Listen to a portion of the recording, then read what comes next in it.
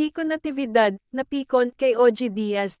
Sinigawan at minura ni former hashtag member Nico Natividad ang showbiz columnist na si OG Diaz matapos niyang masaktan sa hampas nito sa kanyang bisig. Sa video na ibinahagi ni Nico noong Miyerkules 8 ng Nobyembre, sa kanyang Instagram account, mapapanood na wino workshop siya ni OG sa pag-arte gamit ang famous line na hayop ka.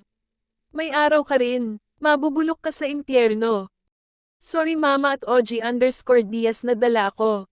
Hindi ko po sinasadya, kaya natatakot ako maging actor baka hindi ko mapigilan feelings ko tingin nyo. Pwede na ba ako salin lang? Saad ni Nico sa caption ng kanyang post.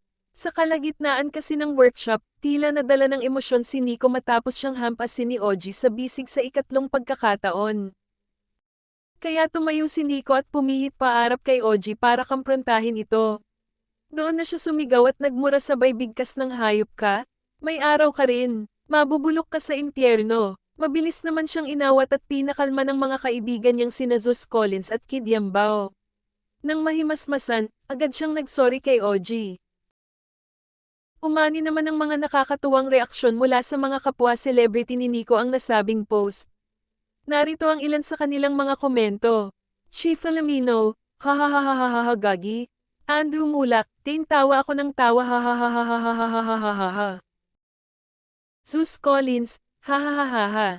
Hendrix Jim, gaji. Christoph Garcia, hahahahahaha baliw. Andito ako now sa Watsons, nilapitan ako ng mga nag-aalok dahil ko sila makausap kasi tutok ako sa post mo na ta.